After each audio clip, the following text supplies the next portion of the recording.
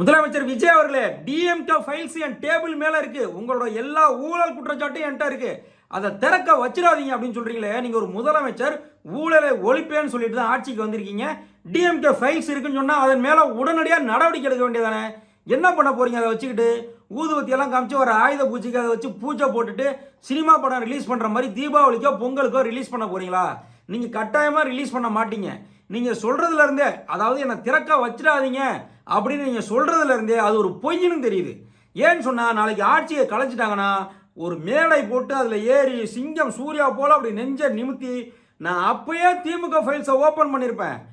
என்ன மேல இருந்து ப்ரெஷர் போட்டு அவங்க ப்ரெஷர் போட்டாங்க, இவங்க ப்ரெஷர் போட்டாங்க, அதனால நான் ஓப்பன் பண்ணாம விட்டேன் அப்படின்னு சொல்லி வழக்கம் போல திமுக என்ன அப்ப அடிச்சிருச்சு, அதனால அந்த ஃபைல்ஸை ஓப்பன் பண்ணல. ஓப்பன் மட்டும் பண்ணியிருந்தோன்னா நேரம் திமுக எல்லாரும் ஜெயிலில் இருந்திருப்பாங்க. இப்படி பேசுறதுக்கு பயன்படும் அப்படின்னு சொல்லி இப்பயே சொல்லி வைக்கிறீங்க. ஏன்னு சொன்னா, இந்த மாதிரி அதாவது மதியழகன் அவர்கள் எம்ஜிஆர்கிட்ட இருந்தவர். அப்புறம் எம்ஜிஆர் ஆட்சியை பிடிக்காம சலிச்சு போய் இது ஒரு கோமாளி ஆட்சின்னு சொல்லிட்டு மீண்டும் திமுகவுக்கே வந்தார். அந்த மாதிரி இருக்கு நீங்க பண்றது. ஏன்னா இந்த மாதிரி கோமாளித்தனத்தை எம்ஜிஆர் அப்பயே பண்ணியிருந்தார். எம்ஜிஆர் 1972 என்னமா பண்ணாரு? கலைஞர் ஊழல் பண்ணிட்டார் அப்படின்னு சொல்லி அப்படியே ஊர்வலமா போய் கவர்னர்கிட்ட ஒரு ஃபைலை கொடுத்தாரு. கலைஞர் பண்ண ஊழல் ஃபைல் அப்படின்னு சொல்லி. அதுக்கு அன்னைக்கெல்லாம் யார் உதவி செஞ்சாங்க தெரியுமா? அதாவது வரலாறு அப்படியே திரும்புது பாருங்க.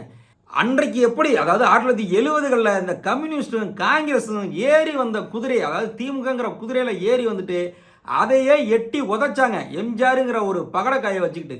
இன்னைக்கு அதே போல உங்களை யூஸ் பண்றாங்க. அவங்க கம்யூனிஸ்டுகளும் காங்கிரஸும் உங்களை யூஸ் பண்றாங்க.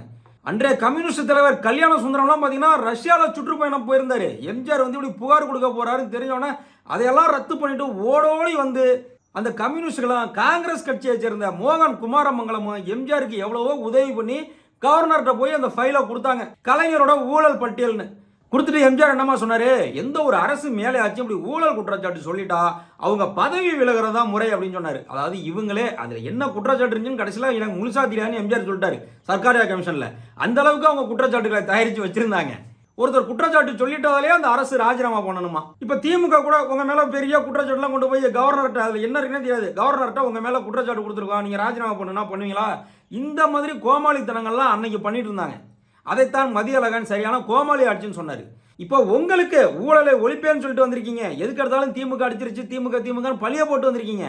அப்படி இருந்தும் கலைஞரை ஒடுக்கிறதுக்காக என்னென்னமோ பண்ணாங்க. சர்க்காரியா கமிஷன் ஒரு கமிஷனை போட்டு கலைஞர் மேல உள்ள ஊழல் பட்டியலெல்லாம் விசாரிப்போன்னு சொன்னாங்க. எப்ப 1972 எம்ஜிஆர் கொடுத்ததை 1976 திருப்பி தூசி தட்டி எடுத்து அதை விசாரிப்போம் அப்படின்னு சொன்னாங்க. நம்ம மக்கள்கிட்ட ஒரு பழக்கம் இருக்கு. ஒன்றிய அரசு என்னமோ உத்தம புத்திரர்கள் மாதிரியும், மாநில அரசுகள் தான் ஊழல் அரசுகள் மாதிரியும் அப்படியே நம்ம மக்கள்கிட்ட ஒரு பொதுவான எண்ணம் இருக்கு. ஒன்றிய அரசு சிபிஐ, இடி இதெல்லாம் ரெய்டு விட்டுருச்சுன்னு வச்சுக்கோங்களேன், அவங்கெல்லாம் உடனே ஊழல்வாதின்னு மக்கள் நம்பிடுவாங்க. ஒன்றிய அரசு மட்டும் என்ன உத்தம புத்திரர்களா? ஒன்றிய அரசுல எந்த கட்சி வந்தாலும் ஊழல் பயங்கரமாக தான் செய்கிறாங்க. ஆனால் மக்கள் ஒன்றிய அரசு மாநில அரசை ஒடுக்கிறதுக்காக, மக்களுக்கு நல்லது செய்யும் மாநில அரசுகளை ஒடுக்கிறதுக்காகவும் அவங்களோட அதிகாரத்தை எதிர்க்கிறவங்களை ஒடுக்கிறதுக்காக தான் இந்த மாதிரி இடி சிபிஐ எல்லாம் பயன்படுத்துது அப்படின்னு மக்கள் நினைக்காத வரைக்கும் இவங்க பாட்டில் கொண்டாட்டம் தான். இந்த மாதிரி திமுக எவ்வளவோ துரோகங்களை பார்த்தது. கம்யூனிஸ்ட் காங்கிரஸ் மாதிரி ஏறி வந்த திமுகங்கிற குதிரையை எட்டி உதச்சிட்டு போனவங்க எத்தனையோ பேர். இன்னைக்கு வரலாறு அதே மாதிரி இருக்கு பாருங்க. உங்களுக்கு ஆதரவாக கம்யூனிஸ்ட் இருக்காங்க, காங்கிரஸ் இருக்காங்க, 10வது திமுக கொள்கை கூட்டணின்னு 10 வருஷத்துக்கு மேல இருந்த விசிகெல்லாம் இருக்காங்க.